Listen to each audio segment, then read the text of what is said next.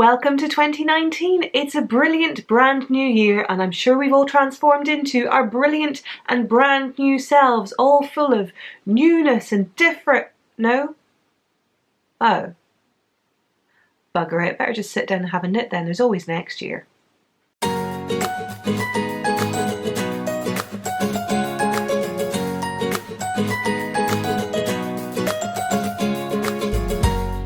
Hello Pickles, and welcome to episode 14 of the Knitting Vicariously podcast. My name is Caroline. I'm found more commonly across Instagram and Ravelry as dunderknit. It is a brand new year. Hello and welcome. I hope 2019 has been good to you thus far. If, however, you're someone who watches older podcasts back later, it may not be 2019 anymore. It may well be 2024 and the world's been overrun by giant mice. In which case, I hope there's more cheese to go round.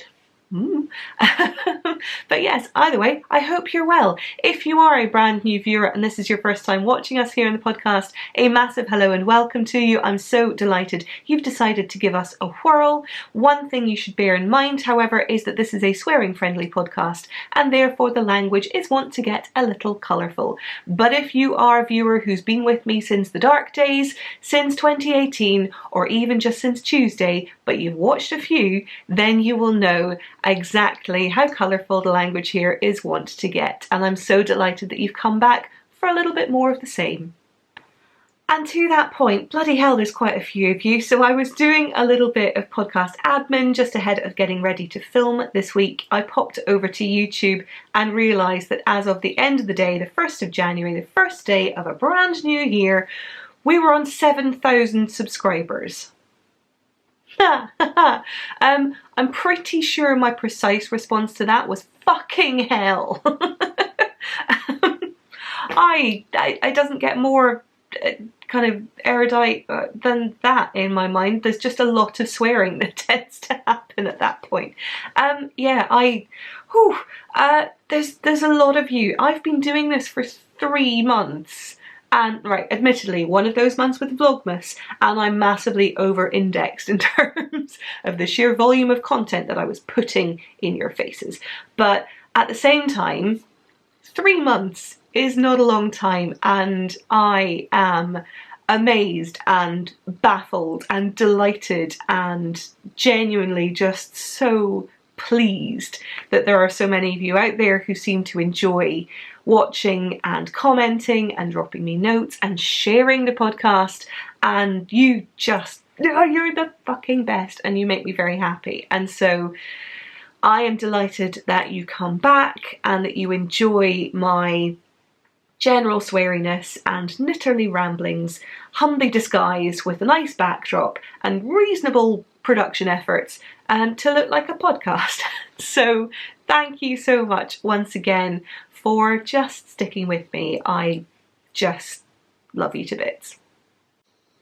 A couple of things just to mention up front. So we have our knit along that continues to run. This is a knit along that we kicked off around the beginning or middle of November last year. It runs until the end of this month, and that is the BLAMEDUNDERKNITALONG. It gives you an opportunity to cast on absolutely anything that you have been lusting after, that you desperately want to knit, that up until now has been living vicariously in your own mind. Then you have a chance to make it real. And there are so many incredible projects that have been finished, that people are continuing to work on, that people are just starting to work on now. And as usual, we'll run through a few of those highlights towards the end of this week's podcast when we look at your CAL projects in a bit more detail.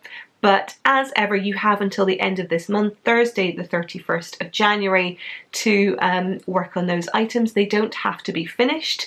Indeed, part of the joy of this CAL is just casting things on with wild abandon, because that's very much my trademark move. And so I'm looking forward to seeing what you have been able to put together in that space of time. In terms of joining and taking part in the CAL, there are a few different ways that you can do it, either over on Ravelry or on Instagram. And if you do wish to be eligible for prizes, and I'll be going through the prizes in a little bit more detail on the next podcast, so keep your, I hate the phrase keep your eyes peeled. I know it's the one that we use, but it just sounds a bit gross.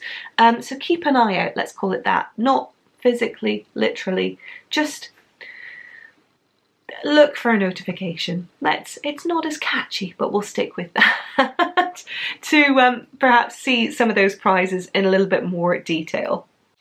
In terms of how they can be won, I've talked about this at length on previous podcasts, but there are 3 ways. One is to take part in the Ravelry chatter thread, and that is just by posting and engaging with others, taking part in the CAL. Please do try to keep it relevant, but for the most part, I will just be choosing a random number that will be assigned then to a post, and that poster will win one of the prizes. We also have the FO thread over on Ravelry, where everyone taking part who has finished objects to share can post once and once only in that topic. Please do make sure that you're not posting more than once, otherwise your subsequent posts will be deleted. But every single finished object that you finish, should you happen to finish one or more, please put them in one single post, and again I'll use random number generator to choose a winner from there. And then last but not least, over on Instagram, whereby using the BLAMEDUNDERKNITALONG hashtag, and again please be very careful with your wording, your spelling of that hashtag. If it's any different, I probably won't be able to see it, but using the BLAMEDUNDERKNITALONG hashtag over on Instagram, again I will choose one at random and there will be a prize assigned there too. I also just wanted to take a minute to highlight some of the things that have been happening over in the Ravelry group. So in addition to having this month's Show Us Your Vicarious Knits thread, which is a thread where you can wax lyrical about any patterns, publications, projects that have caught your eye, even if you're not able to cast on there and then, it is a great outlet for just being able to share and get excited and gently enable others with something that has caught your eye. So in addition to that, I'm also going to be opening an enablement thread, because it's one thing to have vicarious knitting, it's another to have perhaps the stash or the bags or the general tools of our trade that allow you to perhaps make some of those patterns and designs a reality. And so it is going to be a great opportunity for independent designers, makers, dyers to promote their wares. So it will be a case of no more than one post per person per month, but hopefully it allows you to perhaps share and share in some of the amazing things that this community are putting together. So that thread is going to go live later on this weekend. And the last thing to mention about the Ravelry group, it, similarly to the number of subscribers we have here on YouTube, it has grown beyond all of my expectations. We have more than 2,000 people over in that Ravelry group now. It is a wonderful hub of activity for everyone chatting about the CAL, as well as the monthly threads around vicarious knits. We've got Never Knitted a Sweater Before thread, which is an opportunity for you to go and ask questions if you're a first-time garment knitter. It's just a wonderful place to be, but it's somewhere that I definitely don't have my arms around quite as much as I would like, particularly bearing in mind that I'm about to start this new contract with work, and that's going to shake up things a little bit in terms of my time. And so my wonderful,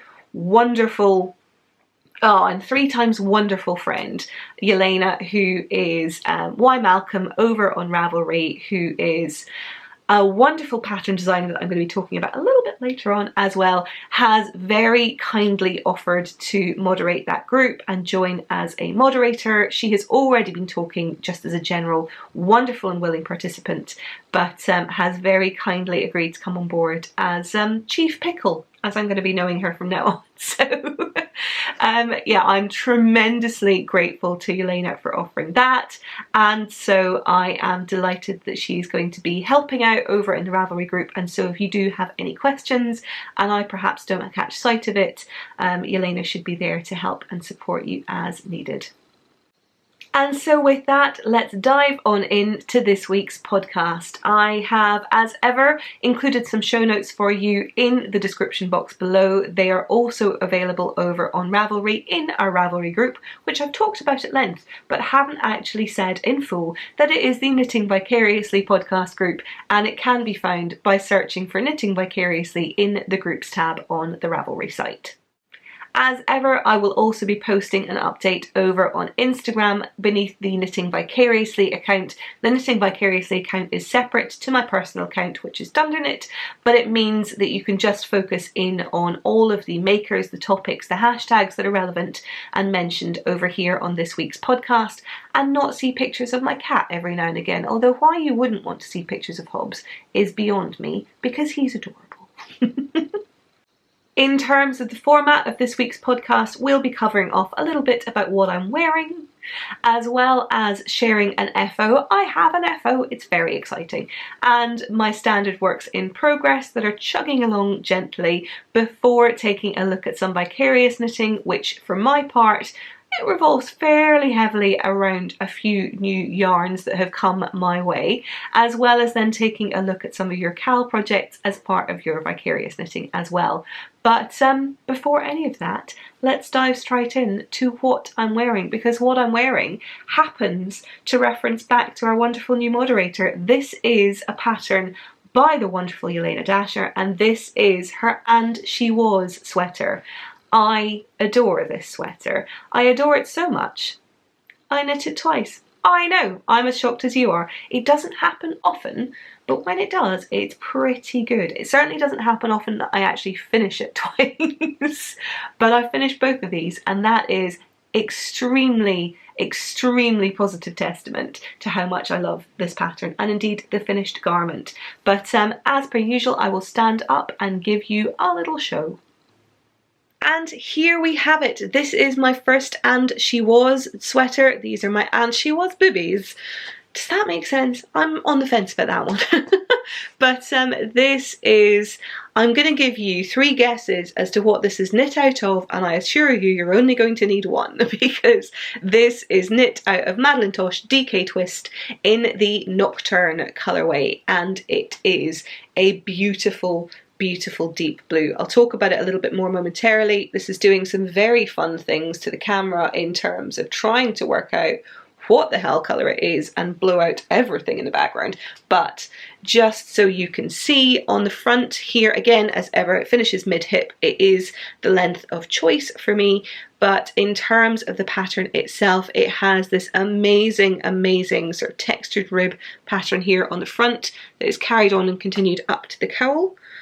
And I know it looks like I've got sort of fluff on here, it's not, it's just the sort of slight variegation in the yarn itself, which I really enjoy. But yeah, so you've got broken or sort of textured rib here on the front, and then you have some set-in sleeves with some amazing short row shaping that I'm going to talk about a little bit more later on, all before a plain stockinette back. As you can see, the other thing to call out about this pattern is the kind of princess shaping that you have here. So your decreases and increases that give you a little bit more shape here in the sort of waist and hips. They take place on the front and the sort of middle back of the sweater. So if I turn, you might be able to see them. The more shaping on the back there, and it's one of the details that I absolutely love. It gives it a really lovely tailored look to the pattern itself, and it's just this beautiful big cowl which you can block perhaps a little bit more aggressively and have it sort of a little bit more drapey, or have it sitting up so it's a bit more like a sort of loose turtleneck, if you will, which is my preference. I love it very much. It is deliciously cozy, and yes, this is just such a fabulous pattern, and I'm going to sit down and tell you a little bit more about it. Right, there we go. My camera's readjusted to having a bright white face. It's a dark sweater. It does get very confused. There's not much I can do about that. I'm, you know, kind of day glow white. It's the problem of being Scottish and having natural red hair, so not much I can do. But yes, this is such a beautiful sweater and yarn combination. I'm tremendously happy with it. But this is a pattern that Yelena published a few years ago now. It was actually a pattern that I believe a few folk knit in advance of Rhinebeck one year, and just who am I to not follow a bandwagon, particularly when it's a bandwagon that I so desperately wanted to be on in person, but I wasn't and I couldn't be. And so I knitted it in honour of all of my friends that were heading off to Rhinebeck at the time, before being able to join myself last year as it was now. But yes, so this is a beautiful, beautiful knit. It is knit from the top down, but it's knit from the top down. It's not your traditional raglan style. It is starting at one of the back shoulders where you knit a few rows there, you put that on a needle to rest, you knit to the other shoulder, and then you cast on at the back of the neck.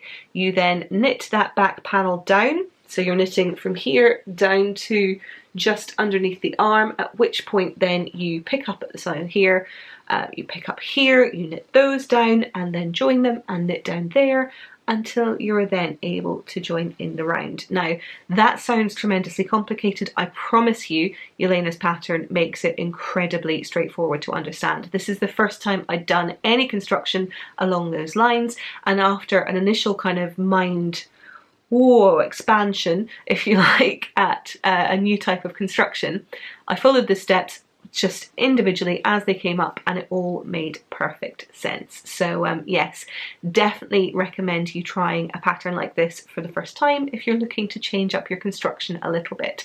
The other thing that was very different, I've already sort of mentioned the shaping at the front here, which is a detail I really, really like, but the main sort of other point of difference for me was the way that she does the top down sleeves. And so these are sleeves, because there's a sleeve cap, you are going to be picking up and knitting your sleeves from the top down unless you really want to seam them, but I'm not a seaming sort of person.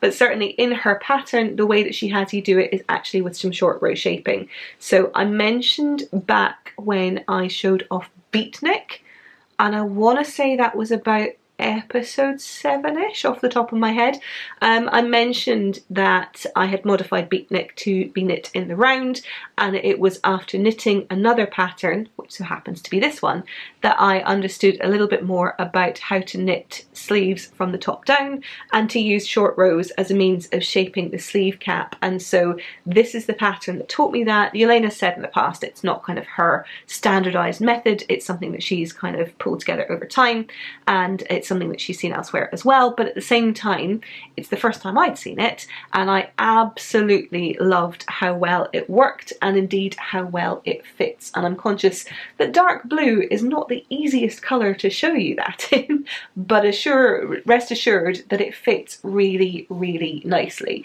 And so she has you work some short rows to shape the sleeve cap, starting sort of top middle and then working the whole way round to the point where you've got a really nice shape, but you're not kind of going to suffer from any kind of bagginess underneath the arm at all. And then it's just a case of working the sleeve with decreases all the way down to the cuff. And again, cuff lengths, spot on for me. There's so much that I love about this sweater, and indeed, so much that I love about it, I knit it twice. And here is the eye-searing proof of just that. This is the second version I knit of Yelena's And She Was sweater.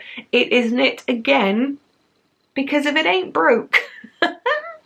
Oh, I'm so predictable. It is knit again in Madeline Tosh DK Twist, and this time it is in the Persian Rose colourway, and it is the perfect, the eye-searingly craziest magenta, and I absolutely adore it. In all instances I will have alternated skeins.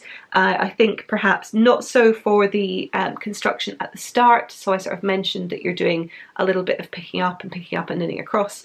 I think certainly for those first sections I probably just used the one skein, but then I will have been alternating from kind of here on down.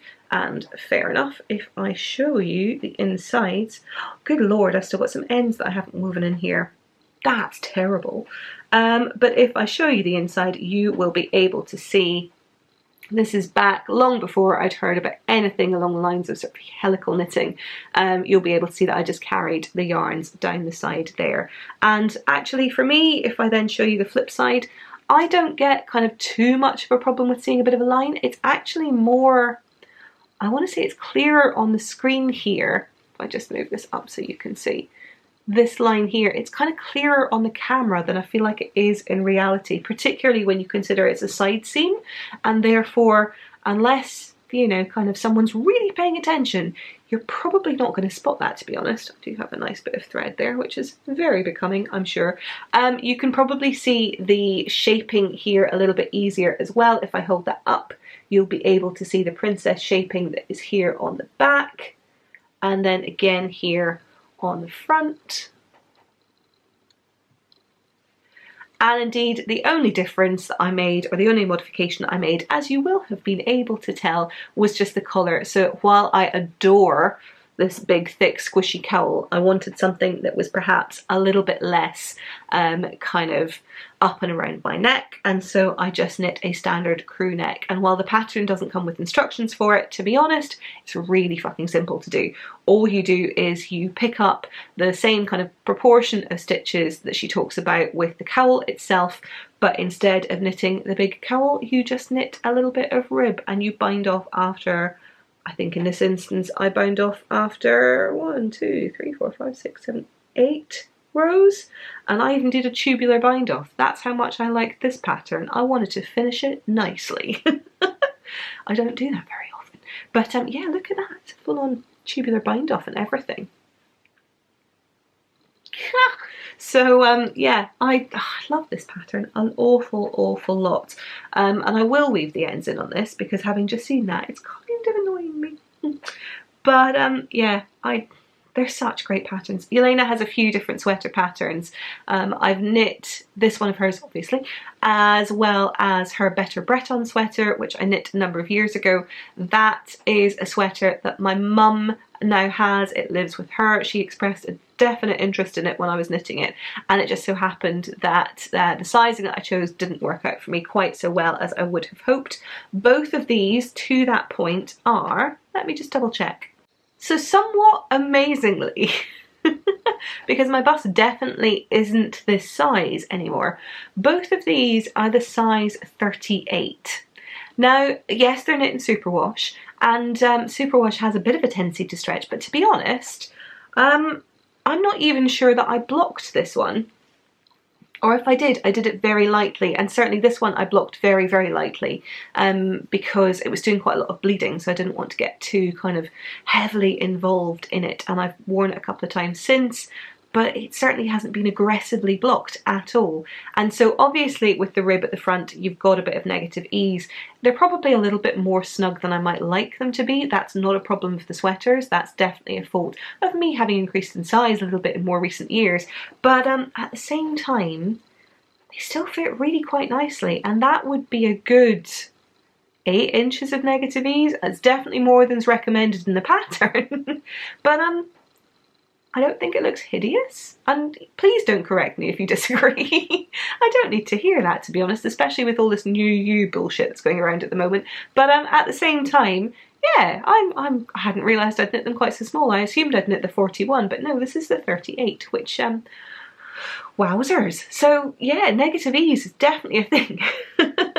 But either way, what I will say again about these sweaters is that this sweater in particular, because I didn't use up any additional yarn for the cowl itself, just for the neckline, this used less than 5 skeins of yarn of DK weight, so it was just under 1250 yards.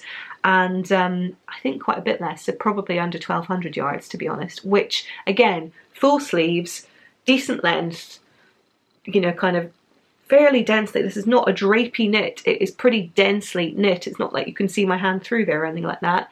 It is pretty impressive as patterns go. So yeah, I'm just, I could gush about this all day, but I probably should move on. So yeah, here we go. And She Was by Yelena Dasher.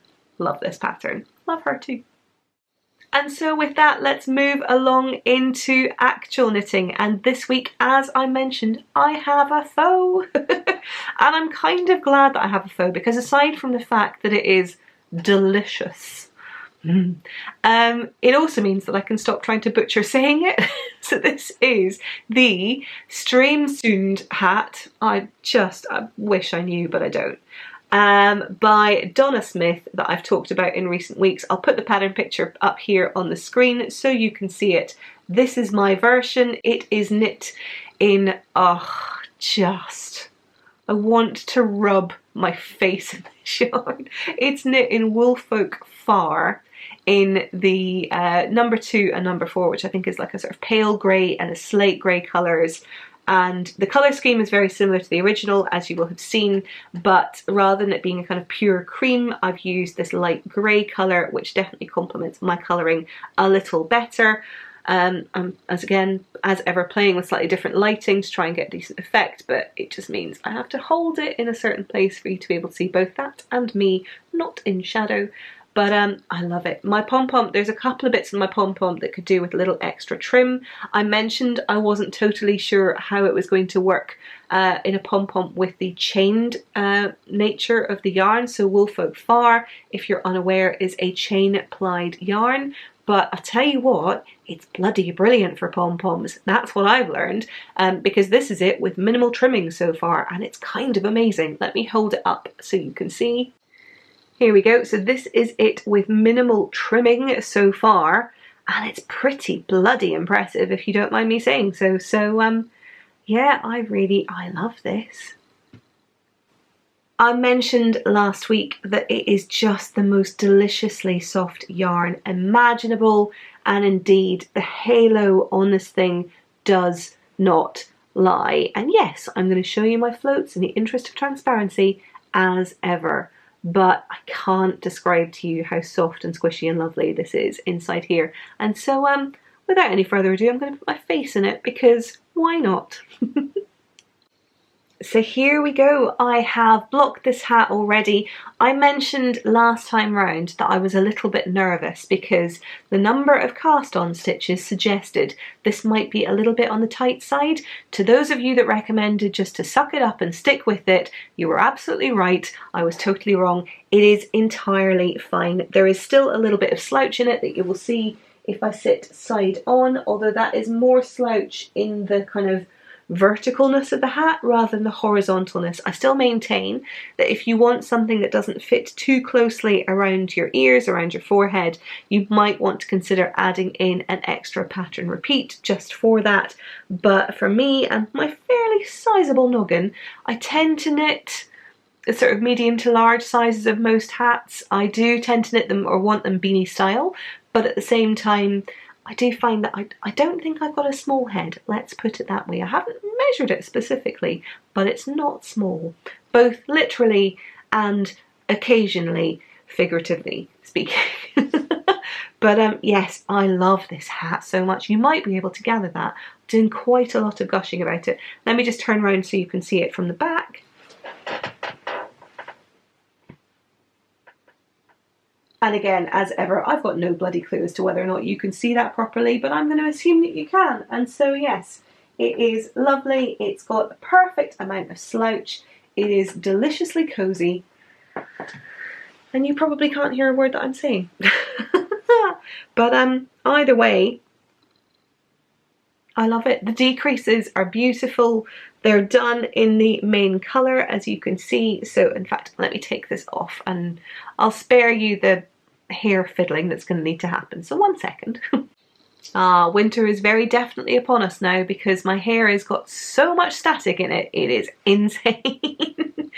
Oh crumbs, I'm at that stage of just constantly trying to stop it sticking to my face. But there you go. That's the joys of having poker straight hair for you. But yes, in terms of the crown decreases, I'll hold it up here so you can see. Obviously the pom-pom obscures it slightly, but there are these 5 lines of increases that just bring it in with this little starburst pattern, and it's amazing. I mentioned last week that if you are perhaps new to colourwork and contemplating trying something for the first time, this is a pattern I would totally recommend. I utterly stand by that because in terms of the kind of frequency of colour changes or the sort of lengths of the floats that are in behind, as you will see if I turn this inside out, there are kind of no super long floats to worry about because of the fact that even within the zigzag panels you've still got the contrast colour that's appearing there. So the longest float that you're going to see is something that's around about kind of this length here, I can just about get my finger in, but it's certainly nothing to worry about or write home about. You don't need to worry about catching it, and therefore it's perhaps a little bit easier on you trying to work out your tension for the first time with colour work. And you could knit this with a superwash yarn, you could knit it with a fluffy yarn like this, you could knit it with something a lot more sturdy or hardy that is more colour work appropriate. Honestly, I think you could knit this hat with just about anything. DK weight, maybe to worsted weight, but it's amazing. I love this hat. I will be wearing this a lot. In terms of yardage, with the pom-pom, I used up every single scrap of the first bowl of far. I bought 2 of the main colour here of this kind of light pearl grey just to be on the safe side, but as it is, I only needed the 1. In terms of the contrast colour here, the kind of slate grey, I would say I've used just over half a skein of that second colour, but again, I reckon that I could probably, I don't know if I could get another one of these hats out of it, but I can certainly use it for a contrast colour in something, and I can't get over the wobbly pom-pom. But yeah, as I say, 1 skein of each colour will do you absolutely fine. If you are adding in extra repeats, you will obviously need a little bit more, or you may need to consider foregoing the pom-pom, but how could you forgo it? It's so cute. So yeah, you have the Streamsund hat, and I will stop butchering the pronunciation of that going forward. In terms of whips this week, I have the return of a pattern I've been working on for a little while now, which is another sweater from Lane magazine issue 4. As I mentioned previously, I've already knit the stalactite sweater from this magazine, this publication and issue in particular, because I adore this issue. It's a great one. But the second pattern that I'm knitting out of issue 4 is the Lakeland pullover, and that is a pattern by Fiona Alice. Let me just unpack it here. It's living once again in the bag that I mentioned last time, which is my mica bucket, which I was very kindly gifted by a wonderful friend of mine in our Christmas knitting gift exchange. And so it's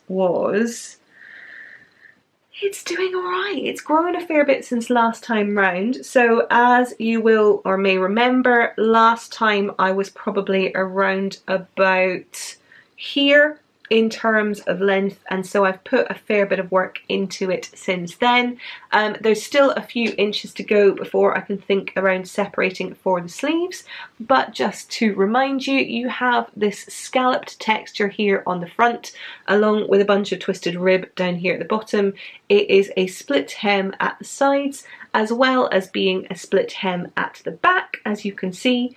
Slightly less butt flapness going on, particularly post-blocking. That will be better still, I am quite sure. But yeah, the back is plain stockinette with the exception of this centre panel, which is just a few little twisted stitches and some pearls.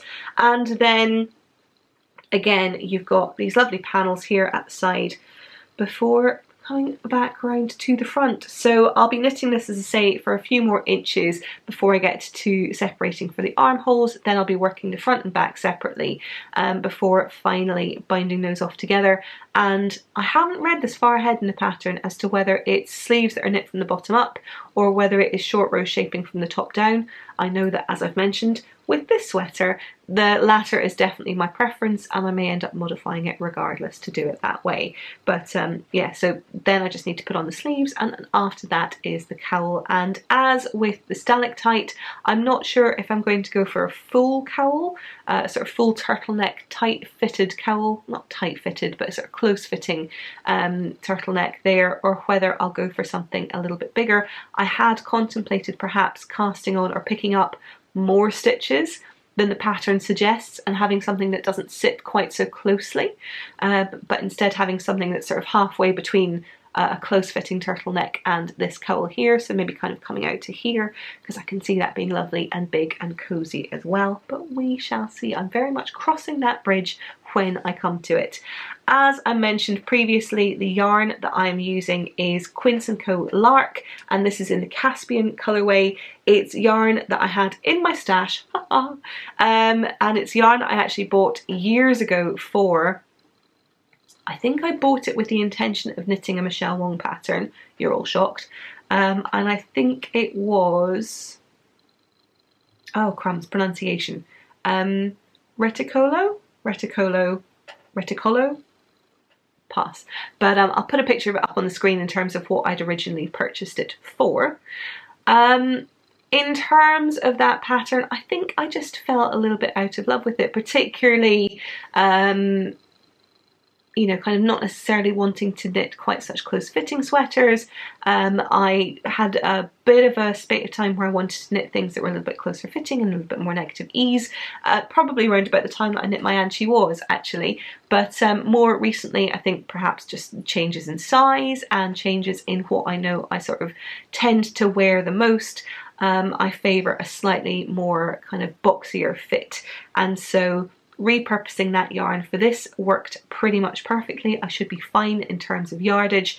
I think I bought 13 or 14 skeins originally. I will double check, but I'm pretty confident I should be fine for this. I am on ball number 6 thus far of the yarn. Certainly the body of the sweater is, as you would expect, taking up a fair bit of it when you consider that it's a fair few number of stitches to be working on in the round, and I'm working as well on 5mm needles, US size 8s, which are giving me gauge pretty much bang on what the pattern requests. So yeah, very pleased with this. I am trying not to pull stitches off the needles, there we go. I will be continuing with this. It's a really nice knit in the way that it's got a nice mix of some plain stockinette sections to kind of feel that you're whipping through. The textured pattern on the front is plain knit rounds every other row, and so it actually feels as though you can make a fair bit of progress with it, as opposed to some of my projects, Widow's Kiss in particular, that a single round can feel as though it takes a really long time. This is definitely something that I feel as though I'm making a little bit more progress and headway in, not least because my progress is, as ever, being kept by my fabulous little progress keeper here from Hannah at the Corner of Craft. So I showed this last week. Let me put it up front so you can see. As you can see, it's this super cute little snowman cup, which, despite being, you know, perhaps a little bit on the festive side, it's still winter and therefore it's still seasonally appropriate. So smoke that. But yeah, so this is the progress that I've been making on it since, I think, I didn't knit on this yesterday, I knit on it the day before, and I think I put this in to mark the start of my progress there. So I should probably put one in from where I am each podcast to podcast, but I'm not that organised. So this is from, I want to say, sort of Wednesday earlier on in the week in terms of what I was able to get done in a day.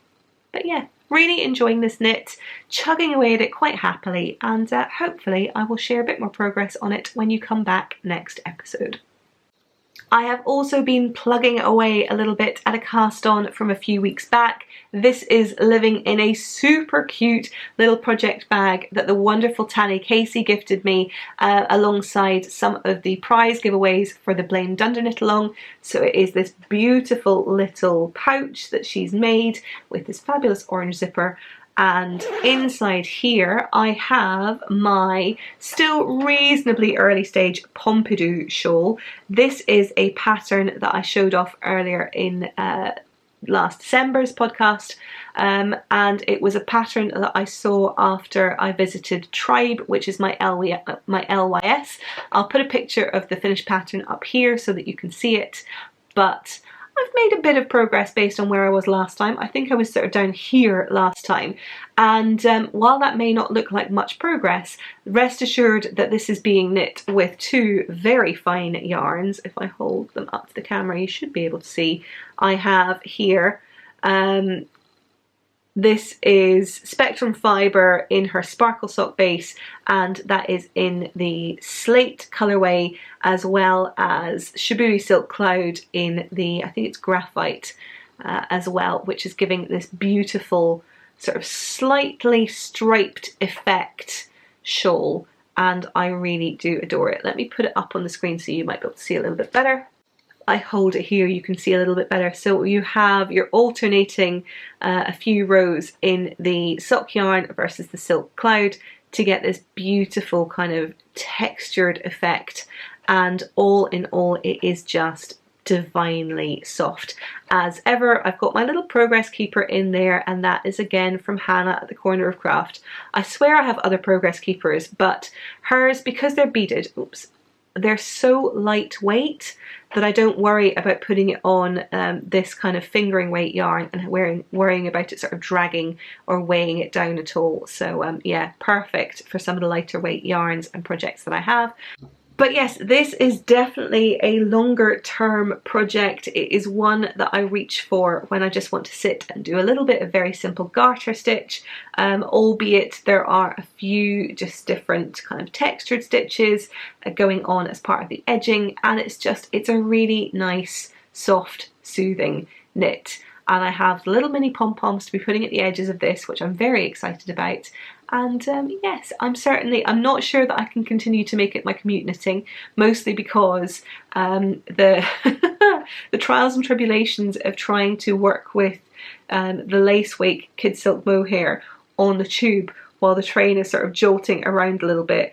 It's definitely a challenge, and it is perhaps a challenge and a frustration too far. So it may be consigned to more kind of sitting at home working on it knitting, at least until the rows are again a little bit longer, so I don't need to worry quite so much about potentially dropping stitches and indeed F-bombs in the middle of crowded carriages. So yeah, as ever, I'm knitting it on my Chiaogu needles. I knit pretty much everything on Chiaogu needles, if I'm honest. These happen to be 3.5mm, so US size 4, which is what the pattern recommends. I have not really checked my gauge. It's a shawl. I'm not too fussed about it. I'm happy with the sort of type of fabric that I'm getting, and therefore it's all good. But yeah, I really enjoy working on Chiaogu needles. I just find that they're incredibly flexible, but I mean that in the sense of adaptable. I mean, they are flexible, the cord is very flexible, but not too flexible, which is a good thing in my book. Yeah. But they're just great all-round needles for me. I use them for garments. The only thing I don't use them quite so much for is hats, which I'll touch on in a second, and that's just because the flexibility of the cable that comes with higher steels or higher sharps, if that's your pointy tip of choice, is something that I prefer for hats. But for the most part, Chiaogus are pretty much my go-to for everything else. So yeah, a little bit more work done on my Pompidou shawl by Karen Fernandez. And last but not least, I have one new cast on that is living in my Anne Catton-Beg bag with the Sinister Cats, which is one of my favourites. I picked this up in November last year at Yarnporium in London. It has a lot of fluff and thread on it, but I love it all the same. Her Sinister Cats are some of my favourites, which is why I've been so delighted to see some of the Sinister Catdigans coming to life as part of our knit along. But in here is living a brand new cast on. You know the drill. I bound off a hat, I showed you it earlier. I had to cast on a second, and there were an awful lot of amazing hats out there. But then my wonderful friend Yelena, who I've mentioned in both reference to this sweater, my other sweater, and indeed our new Ravelry moderator, had put a call up on Instagram asking if anyone would like to test knit her hat for her. And of course, I jumped at the chance. I'm not going to necessarily mention the name because I'm not sure if she's decided that just yet, but I will show you the yarns and the tiny amount of knitting that I've done on it so far. So it is a fingering weight hat. It is a fingering weight hat that is knit with some fingering weight sock yarn held together with some kid silk mohair, and I'm really pleased with the two that I chose. I went through a couple of different ideas and suggestions around it. I even cast on with something else, but I didn't really like the way that it was turning out. So I changed my mind, looked back in my stash, and found the perfect pairing. And so we have this incredible tealy blue wonder that is Madeline Tosh MCN fingering in her Tidal Basin colourway. This is from Deep Stash. This is many years old. MCN fingering, unfortunately, is a base she hasn't carried for quite a long time. I do however live in the hope that it will come back because it's wonderful. It is a merino cashmere nylon. It's an 80-10-10 blend, and so it's lovely and soft, and in her signature kind of gorgeous deep variegated tones. And I love Tidal Basin. It's such a pretty colour. Again, I haven't seen it much in recent years, but I do live and hope it'll come back. So this is the sort of main sock yarn that I'm using, and I am pairing it with a wonderful friend of mine who is Amy of the Stranded Dye Works podcast and the Stranded podcast and Stranded Dye Works yarn dyeing business, and this is her mohair base, and it's mohair silk in the Pigeon Fancier colorway. And aside from just being a truly fantastic name, it is a stunningly beautiful deep colorway. It has, let me put this down so I can show you it properly, it has the tealy blues, it has purples, it has greens, it has sort of darker, more royal blues in there as well, and even a few light greys, and it is just stunning and soft. And Amy, you're a wizard, and it's just beautiful. I really, really love it. If I hold it here, you should be able to see the sort of coloured core that's in there versus the floof. It's just so pretty and just, I love it. Just so you are aware and so you can see how the two of these beautiful skeins are knitting up together, this is my little fledgling hat brim cast on here, and obviously with the mohair and the silk it is fluffy and delicious and glorious, and just in terms of the colour it's magical. I love these two colours together, and it's just giving it all of the kind of tealy purpley tonal prettiness that I'm so excited to see how those knit up together. So again, there's not a huge amount that I can share about it at the moment in terms of needle sizes. So I'm knitting it on a 2.75 needle at the moment, which is a US size 2, and I'll be going up a couple of needle sizes for the main body of the hat itself. I am knitting the larger size, and that is certainly going to give me a fairly kind of loose fit around there. I think from Yelena's pattern it is a sort of slouchy beanie style, and so I reckon it should still give me a fairly close fit without necessarily being too oversized. But yeah, we're just going to see how we go. And in terms of pom-pom, I'm going to leave it until a little bit later in my knitting to decide whether I would like this to be pommed or whether the yarn is just beautiful enough to speak for itself. So time will tell, but I certainly intend to put a little bit more of a dent in this in the coming weeks as well. And so there we have it. That is my actual knitting. Those are the projects that I've been working on. There are, of course, plenty more in and around my house at the moment, but those are certainly the ones that I have been making a dent in this week. In terms of moving along into vicarious knitting, I have a couple of stash bits to show you, but and you will hopefully be pleased to hear these are not all recent purchases. Now, I am not cold sheeping in 2019. That's not something that I, it's not just a rule that I tend to live by. I do want to knit more from my stash, but not to the exclusion of buying things that I kind of see and appear in my Instagram feed, and I happen to be browsing late at night on the interwebs, and yeah, I know that I'm not someone that really likes to kind of lock that down, and so with that in mind, I haven't stopped myself from buying this yarn this year, but at the same time we're only 4 days in, and so I haven't done a huge amount of it just yet. But what I do have here to share are a couple of yarns that I actually bought last year, some at Rhinebeck, so some that were shipped post Rhinebeck that I will discuss momentarily, as well as a few from the Madeline Tosh Black Friday sale. So let me show you those in a bit more detail. So first of all, I may or may not have mentioned, I can't quite recall, in my Rhinebeck recap episode that I popped over to the Harrisville Designs booth, and there was a huge amount of excitement over the new Cormo nightshades that they had just announced, and while I really enjoyed looking at and squishing those, I will confess my heart was captured by a slightly different yarn. And I've talked in the past about how I am colour ambiguous, or colour agnostic if you will, in that I enjoy a lot of colours, bright jewel tones in particular, and so it shouldn't come as too much of a surprise that that happened to be the colour that I chose. The only challenge and complication with it was that it was also a colour that they hadn't brought with them in the base that I was after. They had half their colour palette in their Shetland wool, which is their sort of 4-ply wool, and half the colour palette in their Highland wool, which is the thicker worsted weight, and of course I wanted a colour that they brought in Shetland but in the Highland worsted. And so because they were able to ship, they offered to ship that for me immediately after the festival. However, they offered to ship it but only with inside the US. And so given they didn't offer international shipping, my very kind and wonderful and delightful human being of a friend, Meredith, had this shipped my way. And so I now am the proud owner of 7 skeins of Highland worsted in this obnoxious piece of work. Isn't it amazing? Oh, I lost a ball band, but it's so deliciously, delightfully obnoxious, and I love it.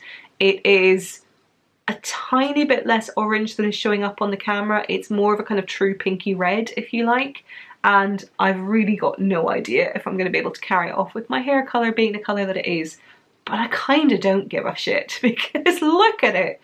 Isn't it amazing? It is perfectly kind of tweedy, and if I hold it up you should be able to see some of the flecks that are in there. There are some more neutral flecks, some more kind of pinkish red flecks, and it's just stunning. Now, this is not the softest yarn in the world, but I also wouldn't be so far as to say that it is particularly awful, itchy, scratchy, you know, kind of all of the things that wool gets a really bad rep for being. It's definitely a little bit more, I want to say, sort of, it's definitely a tiny bit more rustic in the sense that I reckon I could still wear it against my neck and it would give me a little bit of an itch every now and again, but I reckon once block soaked, once it's bloomed a little bit, I don't think it will be unwearable by any stretch of the imagination. I think if anything, I'll just be giving it a tiny little itchy scratch and then we'll be good, because certainly in terms of what it would be like on my arms, on the kind of lower part of my neck, I reckon we're all good here. But yeah, I bought 7 skeins of this, which means there is more than enough for a cabled goodness thing. In terms of, let me just find it on here, it's 100% pure virgin wool and it is 200 yards per 100 gram skein, and so I have certainly got more than enough to be making something rather delightful out of that.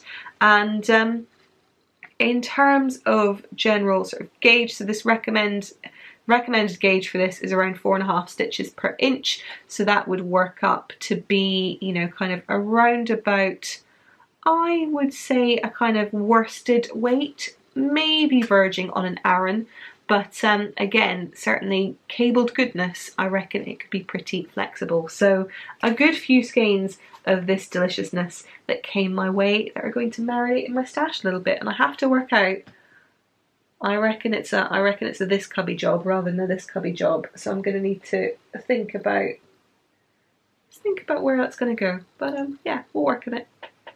And then of course we have the much touted Madeline Tosh Black Friday sale. So my yarns have arrived with me now. Because a lot of it is dyed to order, it does take its time in reaching me over here in international climes, but it has now arrived and I'm really delighted with it. In fact, I'm so delighted I put a couple of the single skeins into my stash already, so let me grab those and I will take you through it. So in the sale, I bought a couple of things on different bases. There were a couple of bases, one in particular that I hadn't tried and that I wanted to get a skein in for science, because of course, and that was the High Twist base, which is another of their DK bases, but not DK Twist, nor indeed was it Long Rider DK, but something rather different. And so I wanted to try this for the science. This colourway here is also one that I've been lusting after for a very long time, because for all that I'm knitting with neutrals at the moment, bright and obnoxious colours are very much in my wheelhouse. And so this is the Wino Forever colourway. It's an incredible kind of bright magenta purple, I would say, that has some really lovely kind of black variegated speckles in there as well. It's definitely not a sort of tonal variegated, it's more of a speckle, and it sits in the speckle section of the site, I believe, but is still kind of overwhelmingly just purple and beautiful and a little bit obnoxious. The high twist base is actually really nice. It again, it is a DK twist, sorry, it is a DK base, and there is a lot of twist to it, but it's not DK twist. So let me just, if I put it up in here, you should be able to see the sort of ply structure and so on with it. It's really lovely and thick and plump. I would say it is slightly thicker or slightly heavier weight than DK Twist. This is 225 yards per skein. DK Twist is 250 yards per skein. And certainly this feels maybe a tiny bit bouncier, I would say, just in terms of the sort of density of the yarn itself. But it's really lovely. I like it a lot, and so I will be knitting with this at some point to see how the two compare once they are knit up. But in the meantime, I have this fabulous purpleness to keep me company over here in the stash. It lives just in there. The other single skein that I picked up in that was living in my stash already is this beautiful skein here of the crazy kind of dark tonally green, and I know I've got some friends that are big fans of green that are probably enjoying this tremendously. This is on another DK base, but it is one that I'm familiar with. This is on Tosh Merino DK, which is their single ply, and if I put it up here, you will be able to see it in all its glory. So it is really lovely. It's a very, very sort of heavily tonal, almost verging on kind of variegated green, from some of the darker sort of dark emeralds all the way through to lighter emeralds as well, but I really enjoy this a lot. Tosh Merino DK, as I mentioned, is a yarn I've used for a sweater in the past. I knit my Siri out of Tosh Merino DK in the espadrilles colour, and this here again, it is 225 yards or 205 meters per skein. So again, the yardage is almost identical, or is identical to that of the high twist. So yeah, I will pop these two back into my stash momentarily. The Forster, just in case you're wondering, lives around about here. But in addition to those two, I grabbed one extra skein that was a single skein and two sweater quantities, and I have no shame, because they're beautiful and I will show you them. So the single skein I purchased was in Work Sock, which is a base that I've raved about a lot. I've yet to knit a sweater out of it, but I know that I will. And this is a colourway that I'm pretty sure, without any prior consultation, I wish I'd bought a sweater quantity in, and I'm pretty sure my friend Meredith did buy a sweater quantity in, and that is this incredible green here, which is Mood. When I bought it on the site, it was actually listed as Millennial Mood, but I think it subsequently was changed to just Mood. But either way, it is beautiful and I really, really like it. It is a lot less kind of tonal than Forster, for instance. It is still a little bit tonal and with kind of different shifts in the greens themselves, but just on the whole, absolutely lovely. And I've raved about Work Sock at length before. It is a merino nylon blend. It doesn't feel as though it has nylon in it. If anything, it's so soft it feels like it could be an MCN, but it's just occurred to me that an MCN does still have nylon in it. You know what I mean? It feels lovely and soft. It doesn't feel like a sort of sock blend, if you like. It's definitely more of a kind of a luster than it is a kind of tackiness, if you like. Are those words that make sense to you? They make sense in my brain. Let's go with that.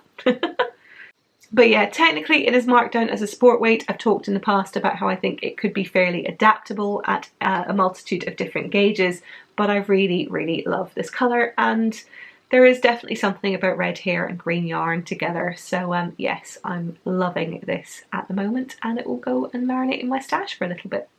And I'm conscious how ridiculous it's going to be trying to see this yarn against the sweater, because they are very similar.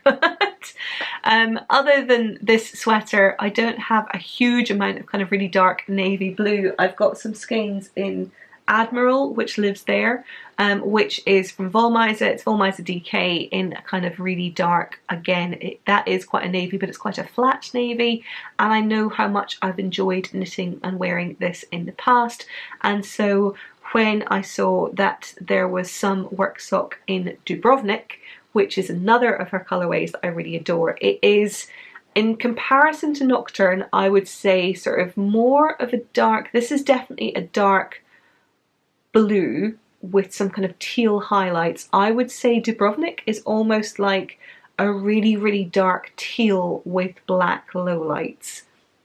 Does that make sense? If I hold it up here, you might be able to see it's definitely got a slightly more sort of greenish tinge to it in some lights than Nocturne does. If I hold the two up side by side, you can judge for yourself. It's a little bit flatter. There's a little bit less kind of the sort of light dark variegation that you see in Nocturne, but I love it all the same. And again, you can see some of the different variegations starting to come through here by comparison. Judge for yourself, but essentially I love it.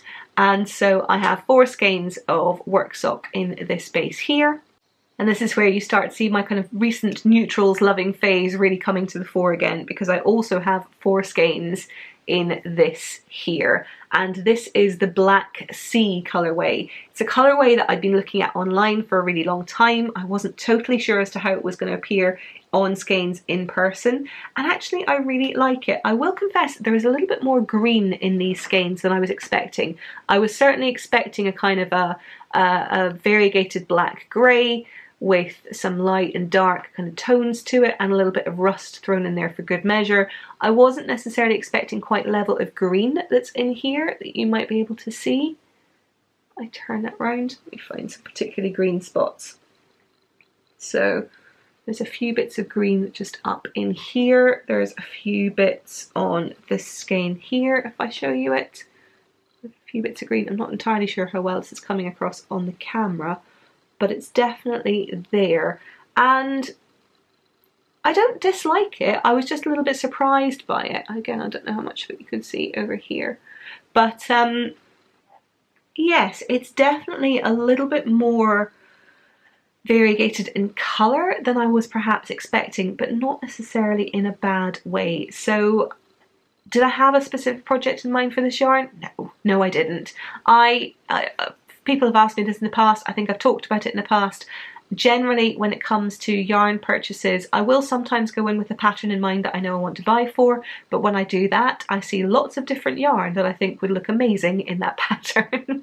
Whereas if I do it the other way around, which is what I tend to do, if I see yarn that I really like the look of and I reckon I will find something that I want to make in it, I probably go for the yarn. And that's very much what happened in this case, which is I reckon at some point having a kind of grey, tonally black, variegated with some browns and, as it turns out now, some greens is definitely something that I can see wanting and wearing. And so now I have the yarn to be able to do it as and when the need arises. And again, 4 skeins of this to go and sit and marinate down there in the bottom corner of my stash. And so those are my yarny purchases for the end of last year. Now, between last week's podcast and this week, I have received a couple of gifts in the mail. These are from incredible friends of mine that either I've known for a while or gotten to know a little bit more recently. But for my wonderful friend Meredith, for Caitlin and Jackie. Caitlin and Jackie have the Caddy Jack's Knits podcast that I referenced here previously, and if you haven't already checked it out, please go and do so. Their friendship is just beautiful to watch on the screen, and indeed they knit some truly incredible items. It's lovely to go and spend time with them. Their last podcast was a bit of a celebration, and so it was fantastic to raise a toast to 2 reasonably new and wonderful friends of mine. And so between them and Meredith, I felt incredibly happy and grateful for having such wonderful people in my life, and that extends to all of you and those of you watching, and all the kind words that you said about the end of Vlogmas and Christmas itself, and wishing me a happy new year, and the post that I put up reflecting on my 2018 as well. So thank you to each and every one of you for all of the joy that you imparted throughout the last couple of weeks. And so let's move along now into your project. And this week, again, the Cal projects have been amazing. We're going to take a look at some of the projects shared over on Instagram using the BLAMEDUNDERKNITALONG hashtag this week. But as ever, there's still plenty of time. If you do want to bash out a hat, a pair of socks, something smaller, you can probably knit a sweater in that space of time if you do nothing else. And you know, I'll take some accountability for you doing nothing else, but if it means kind of like, you know, kind of dodging calls from your office, there's a fine line here as to just how much accountability I can take. But certainly if you do want to carry on or pick up with a new cast on for the Blamed Underknit Along, you still have plenty of time, and hopefully some of the projects we're about to share here may well inspire you to do exactly that. So without any further ado, let's take a look at this week's post from Instagram in our gallery.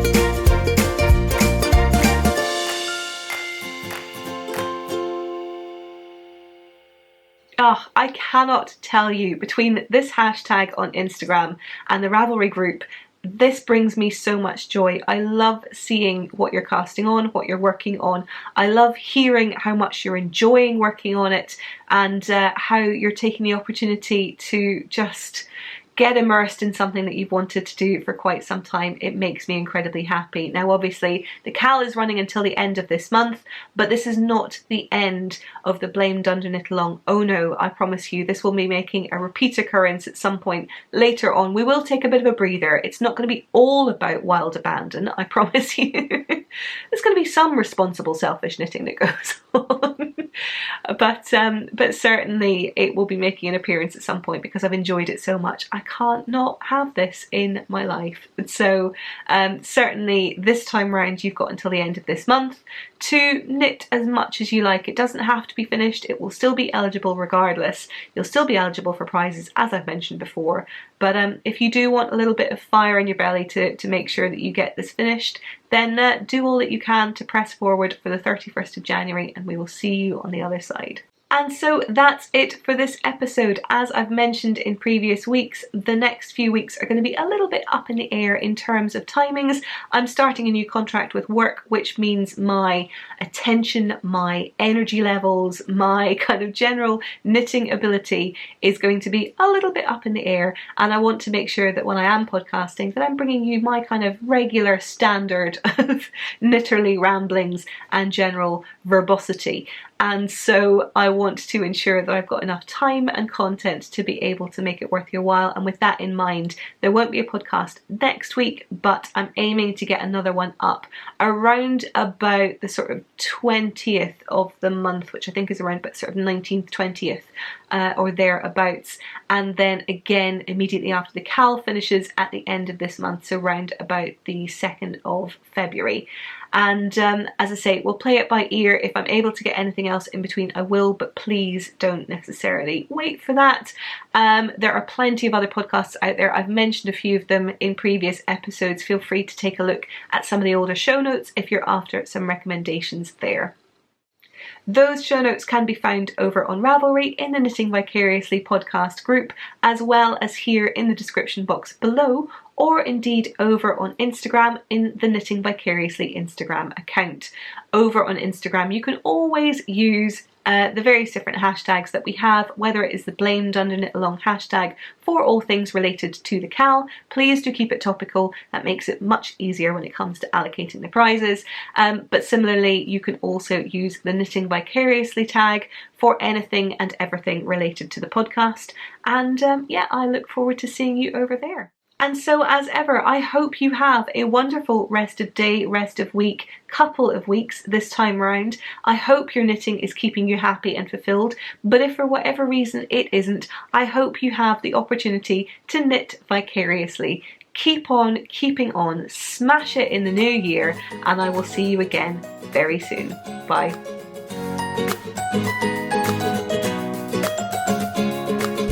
I know I'm in my neutrals phase at the moment and I'm knitting with all these greys and these cool colours and just so on, but these colours, they're making me so happy. Look at them. They're just ridiculous though. I just love how obnoxious this coral is. I mean, in fairness, they're all fairly obnoxious. That's what I should have called the podcast.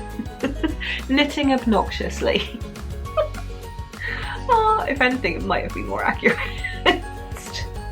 How can I resist shit like this? It's just punchy and fabulous, and I love it, and I cannot wait to be wearing this. My Siri pullover in the Espadrilles colorway is just one of my favourites, and then similarly wearing this is something I love as well. So between, you know, kind of,